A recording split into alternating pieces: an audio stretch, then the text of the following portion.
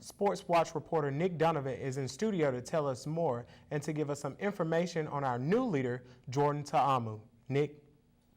That's right, guys. Another year, another season-ending knee injury for Ole Miss's starting quarterback. The injury came late in the first half, where Patterson limped to the sideline after a non-contact play. The torn knee ligament unfortunately ends Patterson's record-setting year, where he was on pace to break the record for passing yards and touchdowns in a season. Even though Shea only played in 7 games, he still holds the 12th best passing season in Ole Miss history. That's pretty crazy. Although the former 5-star recruit will be sidelined, Coach Matt Luke is enthusiastic about the new Ole Miss quarterback, Jordan Ta'amu. Jordan, was very pleased with this opportunity. You kind of got to base it on what you saw in the game, and that's really what we're going off of. But he's very capable, and he's been preparing.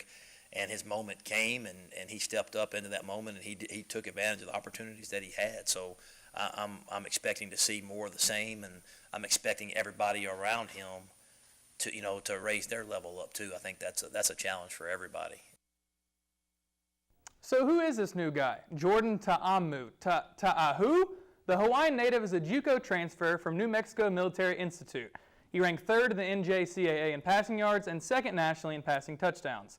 Ta'amu's quickness and athleticism will give defenses concern, as he is a dual-threat QB who's not afraid to run.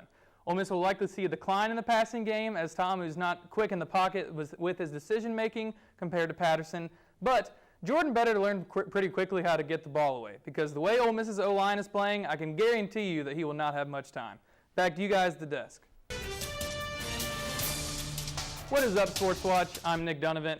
A sold-out Vaught-Hemingway Stadium looked beautiful Saturday night as LSU came to town in what was a pivotal SEC matchup.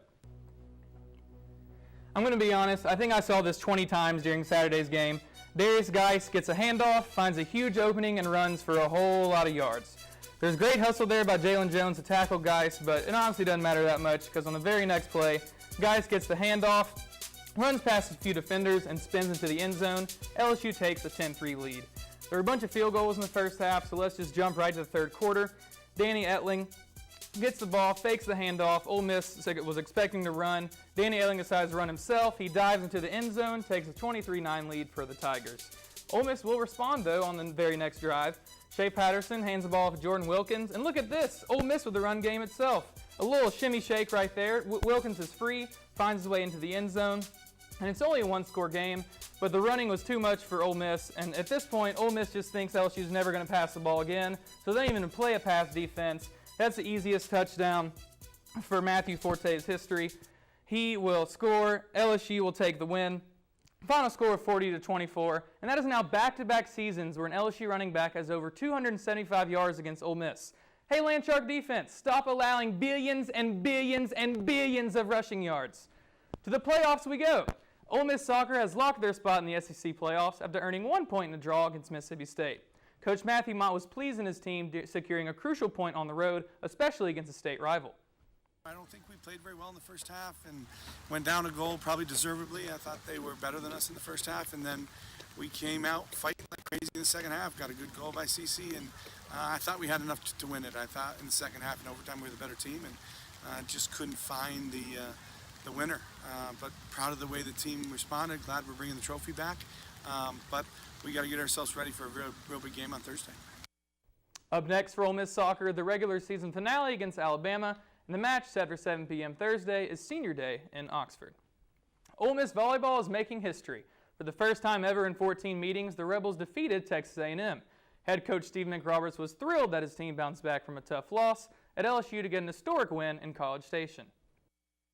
Just really proud of the effort that these young ladies just bring every day, and it showed today their resiliency to bounce back after that tough loss to LSU on Wednesday. And we came back and had 2 great days of practice and then got the win. So just really excited for them, really excited for our program to get this win over Texas A&M. The volleyball team will look to continue their momentum as they head back home on Wednesday to face off against Missouri. The match will be televised on SEC Network at 7 p.m. Are you ready for some football? Later tonight, the Philadelphia Eagles will attempt to take a commanding 3-game lead in the NFC East as they host the Washington Redskins at Lincoln Financial Field. The 2 teams met in Week 1 where the Eagles won on the road in D.C. Kirk Cousins will surely be looking for a bounce-back game as he was sacked 4 times and intercepted in the season opener. Since week 1, Cousins has only thrown 1 interception and 9 touchdowns.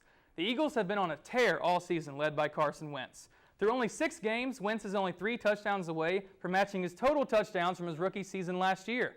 The sudden emergence of the former North Dakota State player has elevated the Eagles from out of the playoffs to the top of the NFC. Tonight's game kicks off at 7:30. That's all for sports. Back to you guys at the desk.